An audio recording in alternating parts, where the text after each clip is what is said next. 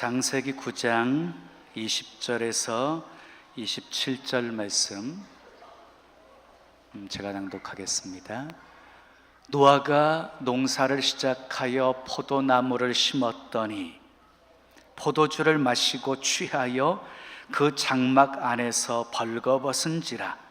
가나안의 아버지 함이 그의 아버지의 하체를 보고 밖으로 나가서 그의 두 형제에게 알리매 셈과 야벳이 옷을 가져다가 자기들의 어깨에 메고 뒷걸음질 쳐 들어가서 그들의 아버지의 하체를 덮었으며 그들이 얼굴을 돌이키고 그들의 아버지와 하체를 보지 아니하였더라. 노아가 술이 깨어 그의 작은 아들이 자기에게 행한 일을 알고 이에 이르되 가나안은 저주를 받아 그의 형제의 종들의 종이 되기를 원하노라 하고 또 이르되 셈의 하나님 여호와를 찬송하리로다. 가나안은 셈의 종이 되고 하나님이 야벳을 창대하게 하사 셈의 장막에 거하게 하시고 가나안은 그 종이 되게 하시기를 원하노라 하였더라. 아멘. 자, 오늘 또 하나님을 예비하는 여러분들 모두에게 하나님의 크신 사랑과 크신 은혜와 크신 능력과 크신 축복이 함께 하시길 예수님의 이름으로 축원합니다. 축원합니다. 자, 우리 옆 사람과 인사하겠습니다. 잘 오셨습니다. 반갑습니다.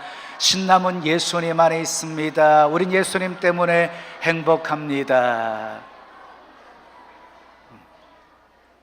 자, 오늘은 어버이 주일입니다. 어버이 주일. 우리 어버이 주일에 우리 주일학교 학생들까지 우리 유치부만 빼놓고인가요? 다 이렇게 함께하는 이유는 부모 공경을 알려주기 위함이에요. 자, 오늘 말씀의 제목은 부모와 자녀입니다. 한번 따라 하실까요? 부모와 자녀. 사고친 아들이 아버지 앞에 서 있습니다. 아버지가 그 아들 앞에서 갑자기 바지를 걷어 올리더니 너를 잘못 키운 이 애비의 잘못이다. 혼나야 할 사람은 네가 아니라 나다. 그러면서 아버지가 자기 종아리를 회초리로 시퍼렇게 멍자국이 들도록 내리치기 시작했어요. 그러자 아들이 그 모습을 보고 있다가 아버지 그 손을 잡으면서 아버지 제가 잘못했어요. 다시는 안 그럴게요. 용서해 주세요. 그랬던 아들이 20년이 지나서 아버지가 되었습니다. 그 아들도 아주 사고뭉치였습니다. 자, 사고친 아들이 아버지 앞에 서 있습니다. 아버지가 자기 어렸을 때를 생각했어요. 자기 아버지가 훈육했던 그 방법을 자기도 사용해서 아들을 고치겠다 하고 생각을 했어요. 그래서 사고친 아들 앞에서 이 아버지도 바지를 걷어 올렸어요. 너를 잘못 키운 이 애비의 잘못이다. 혼나야 할 사람은 네가 아니라 바로 나다. 그러면서 회초리를 가지고 아버지가 자기의 종아리를 내려치기 시작했습니다. 그랬더니 그 모습을 보고 있던 이 아들이 소스라치게 놀라더니 뛰쳐나가면서 이렇게 소리쳤습니다. 엄마 큰일 났어. 아빠가 미쳤나 봐. 옛날 세대와 지금의 세대는 달라도 너무너무 다릅니다. 옛날에는 아버지의 권위가 있었습니다. 가정에 아버지의 권위가. 근데 지금은요, 가정에서 아버지의 권위를 찾아보기가 힘들어지게 되었습니다. 자, 부모와 자녀와의 관계는요 참 미묘한 관계인 것 같아요. 굉장히 가까우면서도 친밀하면서도 때로는요 아주 깊은 갈등 속에 있는 관계.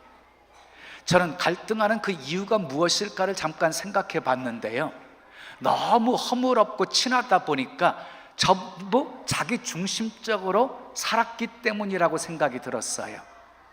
자, 모든 관계가 그렇듯이 부모와 자녀와의 관계에도 소통이 필요합니다. 소통이. 자, 오늘은요, 말씀에 더욱 집중을 하셔야 돼요. 자, 이런저런 소리들이 있을 거거든요. 거기 귀 기울이지 마시고 제 말에 귀담. 저도 집중하는 것처럼 여러분도 조금 집중하시면 좋을 것 같아요. 뭐 아이들 조금 떠드는 거 뭐 지극히 정상적인 거잖아요. 자, 부모와 자녀와의 관계를 원활하게 소통하게 해줄 수 있는 마법의 5마디를 여러분들에게 소개해 드리겠어요. 소통 잘하고 싶으시면 이 5마디를 잘 들으셔야 돼요. 첫째, 너는 어떻게 생각하니? 여러분, 간식 하나를 고르더라도 너는 뭘 좋아해? 하고 물어보고 선택을 하시면 어떨까요? 때로는 자식의 견해를 수용할 수 없을 때에는 왜 수용하지 못했는지 설명해 주면 어떨까요? 조곤조곤하게 설명해 주고 설득하는 부모 밑에서 자란 아이들은 나중에 설득력 있는 사람이 되어지고 아주 논리적으로 생각하는 자녀가 되어질 것입니다. 두 번째, 따라합시다. 오늘은 무슨 일이 있었니? 오늘은 뭐 했어? 오늘은 어딜 갔어? 오늘은 뭘 봤어? 아주 소소한 일까지 서로 이렇게 얘기할 수 있는 관계라고 한다면 그 자녀가 장성했을 때에 부모와 대화하는 것이 어색하지 않을 것이고, 대화할 소재가 없어서 침묵하게 되어지는 그런 일들은 없게 되어지지 않겠습니까? 자, 세 번째, 내 이야기를 듣는 것이 제일 재밌단다. 자, 너 오늘 무슨 일 했어? 무슨 일 있었어? 하고 물었어요. 그러면 이제 그 다음에는 아이의 말을 들어야 되잖아요. 정작 아이가 막 말을 하기 시작했는데 거기에 집중하지 않고 관심을 기울이지 않고 됐어? 이제 됐어? 그만 얘기해도 돼? 알았어? 밥 먹어? 자식 무한하게 말하는 거 끊으시면 안 됩니다. 들어주셔야 됩니다. 너 참 말 잘하는구나. 나는 네가 얘기하는 얘기를 들을 때가 제일 재밌단다. 그래서 이렇게 긍정적인 답을 해줘야 그런 속에서 자란 아이들이 비록 말을 잘 못하는 아이일지라도 나중에 달변가가 될 수가 있는 것이지요. 네 번째, 이렇게 하는 것이 어때? 어린 자녀도 하나의 인격체입니다. 관심 갖고 싶고 그리고 존중받고 싶은 욕구가 우리 아이들에게도 있습니다. 이렇게 해가 아니라 엄마는 이렇게 생각하는데 너는 어떻게 생각해? 이렇게 한번 물어주면 어떨까요? 자, 마지막 5번째, 따라합시다. 사랑해. 부모와 자식 간의 관계 속에서 가장 많이 있어야 될 고백인데 정작 이 고백들을 많이 하지 않고 사는 부모와 자식들이 많습니다. 사랑은요, 말로 표현할 때 알 수 있는 것이에요. 자, 5마디 우리 잘하십시다. 너는 어떻게 생각하니? 오늘은 무슨 일 있었니? 내 이야기를 듣는 것이 제일 재밌단다. 이렇게 하는 것이 어때? 사랑해. 이 마법의 5마디 잘하심으로 부모와 자식 간에 아름다운 소통이 있는 축복이 있기를 예수님의 이름으로 축원합니다. 오늘은 어버이 주일로 지킵니다. 자식은 사랑하라고 하지 않아도 너무 지나치게 사랑해서 문제가 되고 있습니다. 그러나 부모님에 대한 은공은 너무 자주 잊어버리기 때문에 성경은 수없이 강조하면서 말씀하고 있습니다. 출애굽기 21장 15절에 자기 아버지나 어머니를 치는 자는 반드시 죽일지니라 그랬어요. 다시 말해서요, 부모에게 손찌검을 하고 부모를 때리고 하는 자식들은 반드시 죽이라고 그랬어요. 또 출애굽기 21장 17절 말씀을 보면 자기의 아버지나 어머니를 저주하는 자는 반드시 죽일지니라.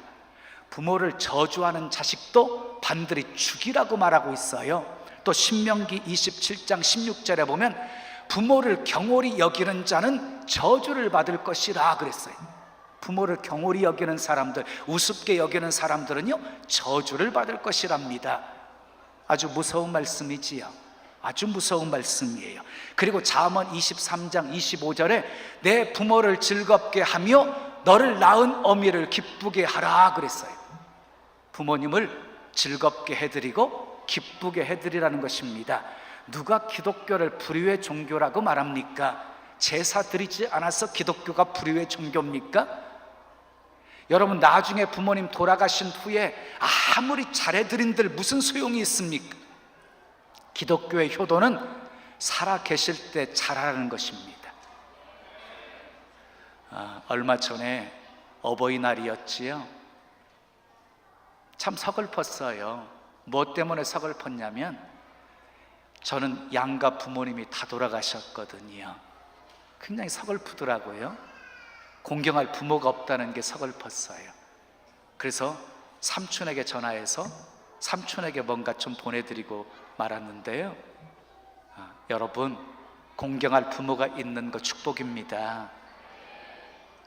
모세가 하나님께로 받은 10계명은 두 돌비였어요. 두 돌비.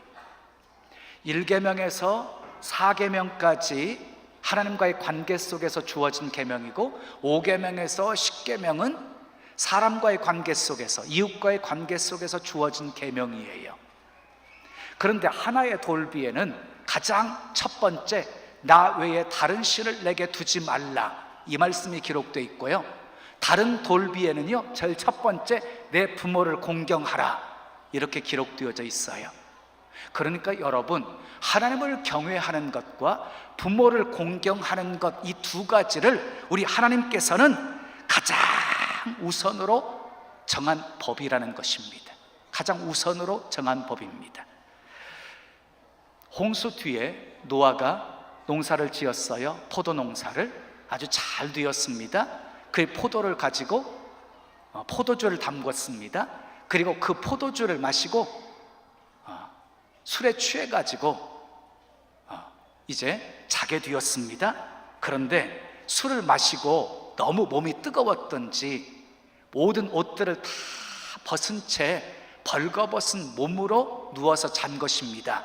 20절 21절 말씀 함께 읽겠습니다. 시작. 노아가 농사를 시작하여 포도나무를 심었더니 포도주를 마시고 취하여 그 장막 안에서 벌거벗은지라 그랬어요. 노아에게는 몇 명의 아들이 있었어요?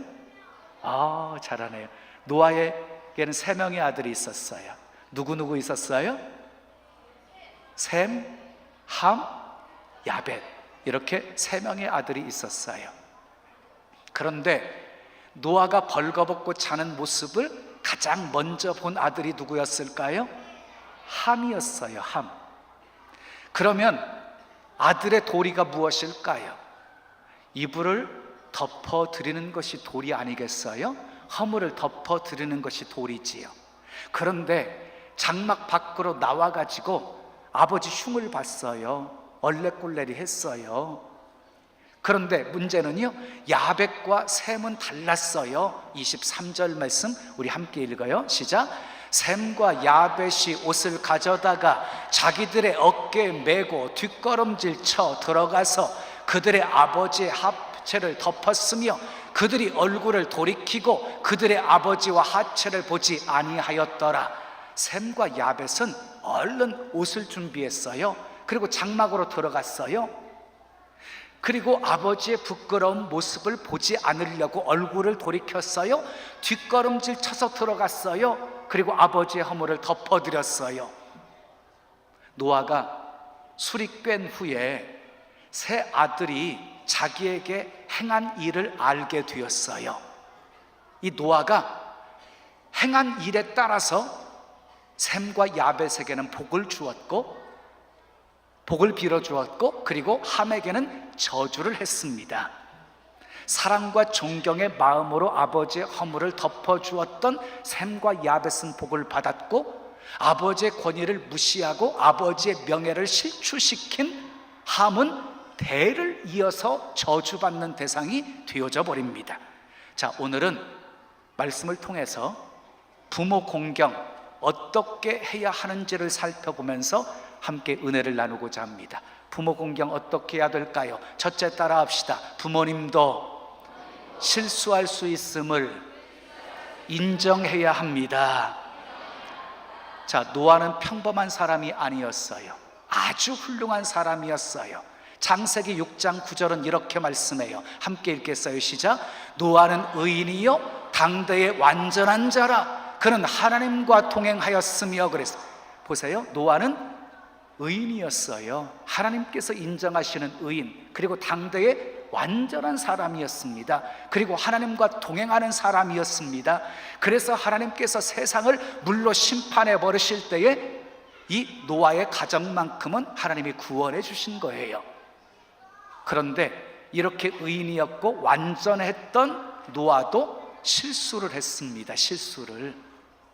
하물며 우리 연약한 부모님이 실수하는 것은 당연한 일이지 않겠습니까? 우리 부모님들도 실수할 수 있습니다. 부모 노릇은 연습이 없기 때문에 서툴고 미숙한 판단을 할 수가 있습니다. 그러나 여러분, 때로 잘못해놓고 권위로 덮으려고 하지 마세요. 아무 일도 없었던 것처럼 지나가려고 하지 마세요. 작은 잘못이라 할지라도 시인하시고 잘못한 것 인정하셔야 돼요. 미안해, 아빠가 잘못했어 하고 말할 수 있으셔야 돼요. 아이들에게 부모도 실수할 수 있음을 인지시켜주고, 그리고 가정은 함께 성장하는 공동체임을 알려주면서 우리 함께 노력하자라고 말해야 되는 것이에요. 자, 자녀들 입장에서는 어떻게 해야 될까요? 부모도 실수할 수 있는 존재임을 이해하셔야 돼요. 이해할 수 있어야 돼요.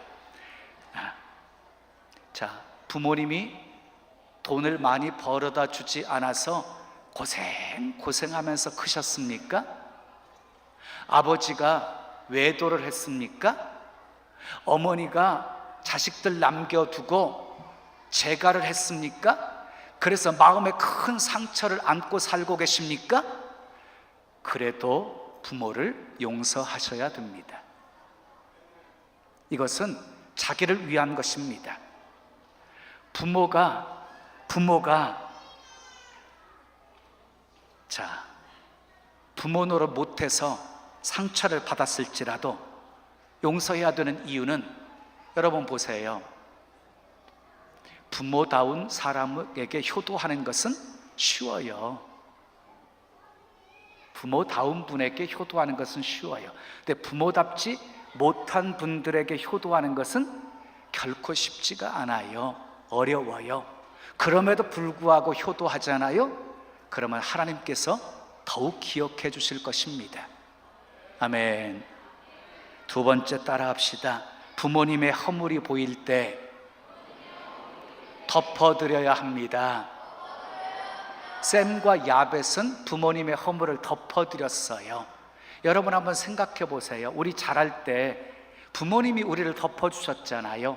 벌거벗은 몸을 옷으로 덮어주셨고, 그리고 저녁에 발로 이불을 차고 잘 때마다 사랑으로 이불을 덮어주셨고, 그리고 자라면서 얼마나 부모 속 많이 썩였습니까? 그럼에도 부모님은 넓은 마음으로 이해해 주시고 용서해 주셨습니다. 자, 이제는 우리가 부모님을 덮어드릴 차례입니다. 실수도 덮어드리고, 아멘, 잘못도 덮어드리고, 허물도 덮어드립시다. 이것이 자식의 마땅한 도리인 것입니다. 사랑은 허다한 허물을 덮는다고 그랬어요. 잠언 10장 12절에 사랑은 모든 허물을 가리느니라 그랬고요. 베드로전서 4장 8절에 사랑은 허다한 죄를 덮느니라 그랬어요. 여러분, 사랑은요 허다한 죄를 다 덮어주어요. 사람은 누구에게나 장점이 있고 단점이 있습니다. 그런데 상대방에게서 장점만 보이잖아요? 그것은 사랑하고 있을 때예요. 근데 상대에게서 단점만 보이잖아요? 미워하고 있을 때예요. 여러분 물어보겠어요? 원망하면서 사는 것이 쉽습니까? 아니면 용서하면서 사는 것이 쉽습니까? 용서하면서 사는 것이 훨씬 쉽습니다. 왜냐하면 용서 속에 기쁨이 있고 용서 속에 참된 평안이 있기 때문입니다. 아멘. 마지막 세 번째 따라하겠습니다. 부모에게 행한 일에 따라 복과 저주를 받음을 알아야 합니다. 무슨 말이냐면 부모에게 어떻게 했느냐에 따라서 복과 저주를 받게 되어진다는 것입니다. 24절, 25절 말씀 함께 읽겠어요. 시작. 노아가 술이 깨어 그의 작은 아들이 자기에게 행한 일을 알고 이에 이르되 가나안은 저주를 받아 그의 형제의 종들의 종이 되기를 원하노라 하고, 이렇게 말하고 있어요. 노아가 술이 깨어서 세 아들이 자기에게 행한 일을 다 알게 되어진 거예요. 그래서 함은 저주를 받습니다. 대를 이어서 셈의 종의 종이 될지니라, 이렇게 저주를 받습니다. 그러나 아버지의 허물을 덮어주었던 셈과 야벳은 큰 복을 받습니다. 26절, 27절을 보겠습니다. 시작. 또 이르되 셈의 하나님 여호와를 찬송하리로다. 가나안은 셈의 종이 되고 하나님이 이 야벳을 창대하게 하사 셈의 장막에 거하게 하시고 가나안은 그의 종이 되게 하시기를 원하노라 하였더라. 셈과 야벳은 아버지를 공경함으로 창대한 복이 대를 이을 수가 있게 되었다는 말씀입니다. 자, 에베소서 6장 1절 3절은 이렇게 말씀하고 있어요. 함께 읽어보죠. 시작. 자녀들아 주 안에서 너희 부모에게 순종하라. 이것이 옳으니라. 내 아버지와 어머니를 공경하라. 이것은 약속 있는 첫 계명이니 이로써 내가 잘되고 땅에서 장수하리라. 여러분 기억하십시오. 부모 공경은 약속 있는 첫 계명입니다. 그러면 부모 공경할 때 어떤 축복을 하나님이 약속하고 계십니까? 땅에서 잘되고 장수하는 복을 약속하고 계십니다. 여러분, 땅에서 잘된다는 것이 무슨 의미일까요? 하는 일마다 형통할 것이라는 것이에요. 그리고 장수한다는 것은요, 건강하게 오래오래 산다는 것입니다. 우리가 이 세상에 살면서 간절히 바라는 것들이 무엇입니까? 결국 잘되고 장수하는 것 아닙니까? 건강하게 오래 사는 것 아닙니까? 그런데 그것의 비밀이 여기에 있습니다. 부모에게 잘하면, 부모를 공경하면 땅에서 잘되고 장수하게 되어진다는 것입니다. 성경에 나오는 위대한 인물들을 보면 한결같이 다 효도하는 사람들이었어요. 하나님이 아브라함에게 명령하셨어요. 독자들 이삭을 모리아산에 번제로 바치라. 그래서 아브라함이 순종을 합니다. 이삭을 데리고 모리아산으로 올라갑니다. 그런데 그때 이미 이삭은 장성하고 있을 때였어요. 장성했어요. 그러니까 넉넉히 아버지가 결박하는 것을 뿌리치고 거기를 벗어날 수가 있었습니다. 그럼에도 불구하고 이삭은 도망치지 않고 끝까지 아버지의 뜻에 순종해요. 순종했던 이삭은 어디를 가든지 하나님이 복이 임하게 되어져요. 그래서 거부가 되어져요. 그리고 이삭은요, 장수의 복도 받아요. 180세까지 살게 되어집니다. 또 요셉을 잘 아시지요? 요셉은 효도했거든요. 그랬더니 애굽의 총리가 될 수 있었고요. 그리고 시어머니 나오미를 지극정성으로 돌보았던 룻은 예수님의 조상이 되어지는 복을 받았고요. 다윗도 그 어려운 도피 과정 속에서 부모를 모압 미스베로 인도하는 효성을 보여서 이스라엘의 가장 위대한 성군이 될 수가 있었습니다. 한결같이 위대한 인물들 다 효자였어요. 다 효도했어요. 그런데 성경에 불효한 사람들의 비참한 말로가 소개되어져요. 대표적인 인물이 압살롬이었어요. 압살롬은 다윗의 아들이었어요.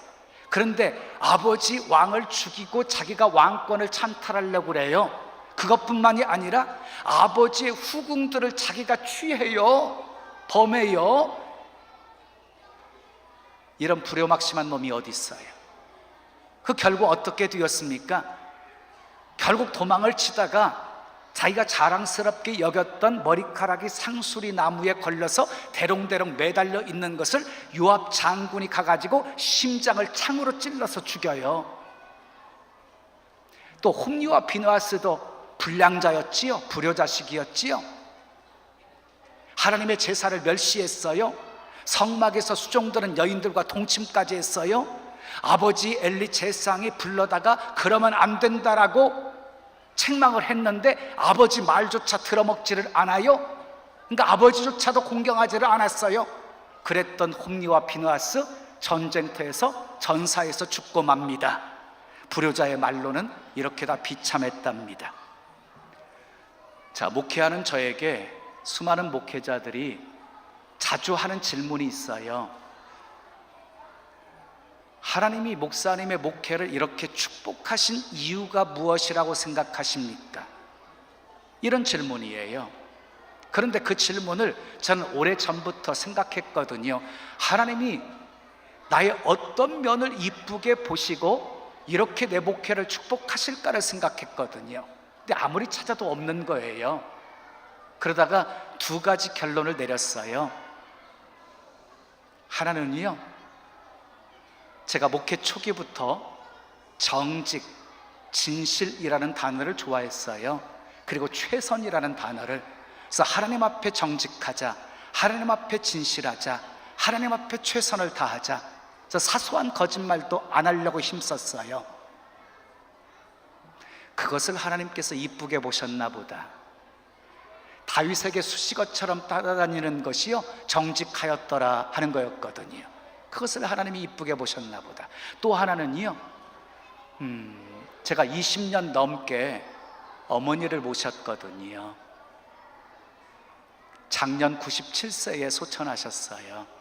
97세 소천하셨어요. 어머니 모시면서요 정말 힘들었어요. 휴가다운 휴가도 한 번 없었어요. 거기다가요 한 10몇 년 동안 치매까지 오셔가지고 막 이상 행동들을 하고 그러셨어요.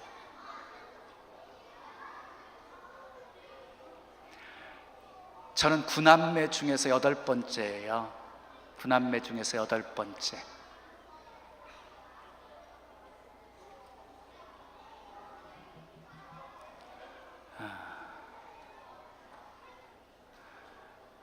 힘들었지만 나중에는요 우리 집에 축복의 통로다라고 생각하면서 모셨어요.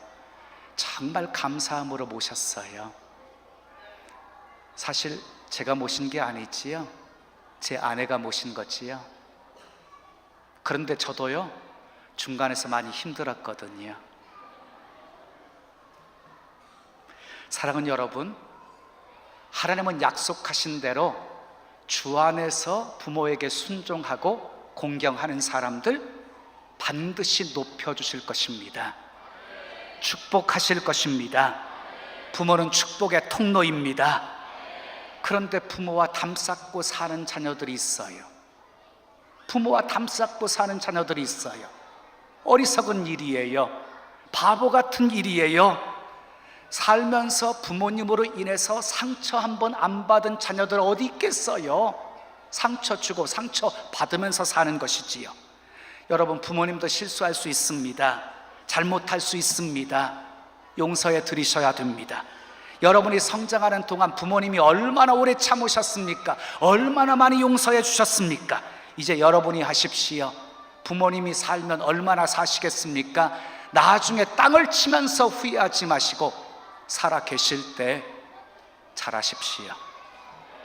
탈무드에 이런 유명한 이야기가 있어요. 이런 아름다운 이야기가 있어요. 하나님을 중심으로 경외하던 랍비 요시야의 이야기입니다. 어느 날 요시야가 꿈을 꾸었는데 하나님이 이렇게 말씀하시는 거예요. 요시아야, 너는 천국에 가면 레베스라고 하는 푸죽간 주인 곁에서 영원히 살게 될 것이다. 이스라엘 사람들은 푸죽간 주인을 아주 멸시하고 있었던 때였어요. 이 요시아가 꿈에서 깨어서 기분이 나빴어요. 푸죽간 주인 곁에서 영원히 살게 될 것이라고 말했으니까. 그런데 계속해서 잊혀지지가 않는 거예요. 그래서 혹시 레베스라고 하는 사람이 존재하는지를 찾아보기 시작했어요. 발견했어요. 한 시골에 그런 사람이 있다는 것을 알고 그를 오라고 불렀으나 오지를 않았습니다. 그래서 요시아가 직접 찾아가서 만났습니다. 왜 나를 만나러 오지 않았느냐고 물었더니, 제가 노모님을 모시고 있는데 노모님이 병석에 누워 계셔서 갈 수가 없었습니다 라고 말합니다. 요시아는 그 순간 왜 하나님께서 꿈속에서 레베스라고 하는 이름을 알려주셨는지를 알게 된 것입니다. 천국에서는 부모를 귀히 여기는 자를 하나님께서 높은 곳에 두신다는 사실을 깨달아 알게 되어진 것입니다. 사랑하는 여러분, 하나님은 부모 공경하는 사람들에게 복을 주시는 분이십니다. 땅에서 잘되고 장수하는 복을 주십니다. 대대로 창대하는 복을 주십니다. 그러나 부모님의 마음을 아프게 하고 섭섭하게 해드리고 부모님을 원망하면 하나님이 결코 기뻐하지 않으십니다. 의인이었던 완전했던 노아도 실수했다고 한다면 우리 부모님들도 실수할 수 있지 않겠습니까? 우리 허물을 덮어드립시다. 잘못을 덮어드립시다. 공경합시다. 그래서 셈과 야벳이 받았던 놀라운 복 받으시고, 아멘, 자손 대대로 그 복이 이어지시기를 예수님의 이름으로 축원합니다. 축원합니다. 우리 찬송 드리고 기도해요. 577장. 제가 이 577장을 선곡한 이유가 있어요. 다른 찬송은 다 어머니만 나와요. 그런데 577장은 어버이가 나와요. 왜 아버지들을 빼놔요, 섭섭하게. 그래서 어버이 나오는 찬송을 선택했어요. 577장. 낳으시고 길러주신 어버이의 큰 사랑. 우리 어린 친구들도 함께 하세요.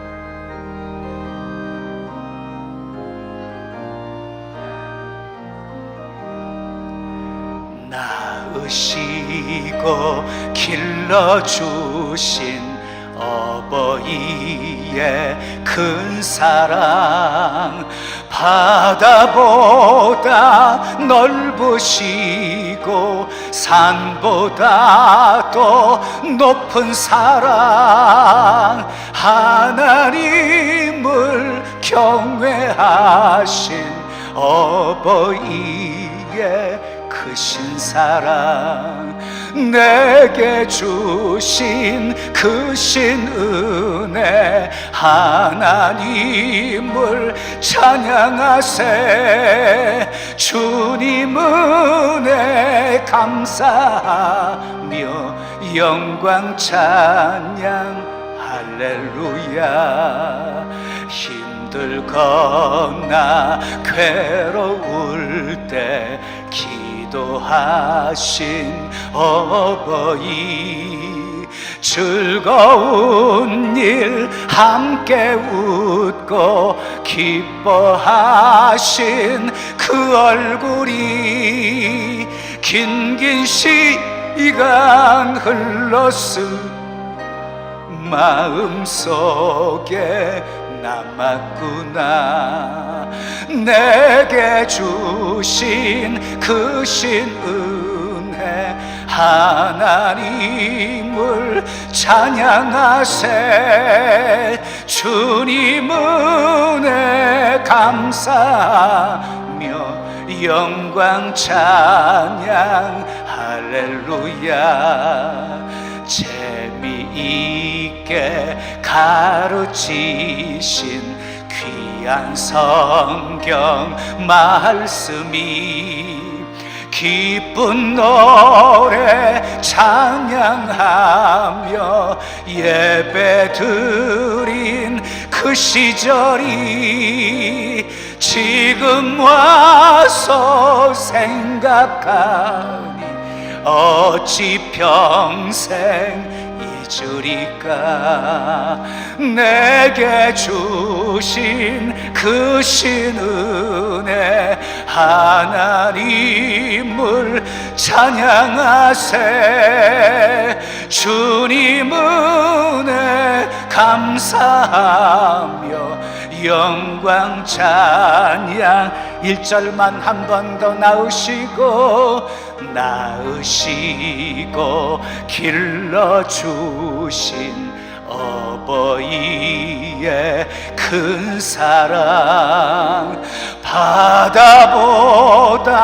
넓으시고 산보다도 높은 사랑. 하나님을 경외하신 어버이의 크신 사랑.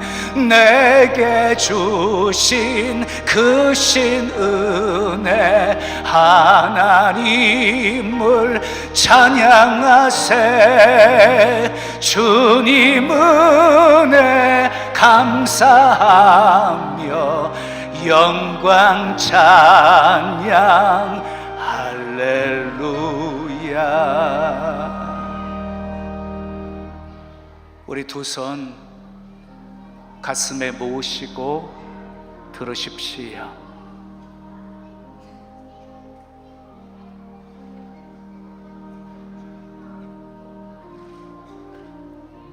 자식에게 베푸는 사랑 10분의 1, 아니 50분의 1만 부모에게 해도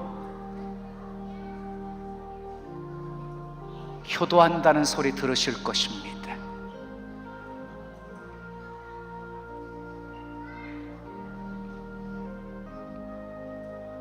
인간관계 속에서 첫 번째 주어진 계명이 부모 공경입니다. 이 말씀은 부모 공경 하나 못하는 사람이 어떻게 이웃을 사랑할 수 있느냐는 것입니다. 다 거짓입니다.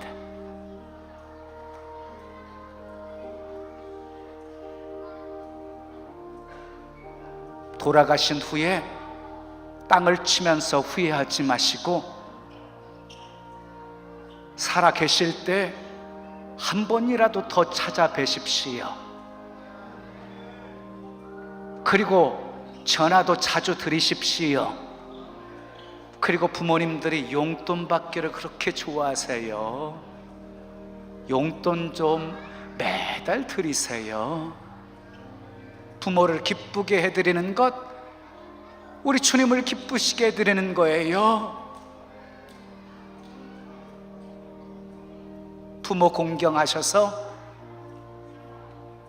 대를 이어서 자식들도 그 모습 보고 효도하는 가정, 그래서 이 땅에서 잘되고 장수하는 복이 대대로 이어지는 그런 복된 가문들 되어지게 하옵소서. 우리 함께 기도하겠습니다. 아버지 하나님 감사합니다. 감사합니다. 감사합니다.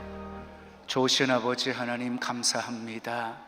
어버이 주일을 맞이해서 부모 공경이 얼마나 큰 복인지를 배웠습니다. 기독교는 효도의 종교입니다. 살아 계실 때 잘 하라는 종교입니다. 돌아가신 후에는 아무 소용 없습니다. 살아 계실 때 한 번 더 찾아뵙게 하시고, 한 번 더 전화할 수 있게 하시고, 한 번 더 용돈 드릴 수 있도록 하나님 축복하셔서 정말 부모님들이 우리를 통해서 정말 기뻐하고 즐거워하는 인생 살 수 있게 해 주시옵소서. 효하는 모습 자식들이 보고 배웁니다. 효도하는 자녀 만들 때 그 복이 대를 이어서 잘되고 장수하고 장대하는 복이 이어지게 되어집니다.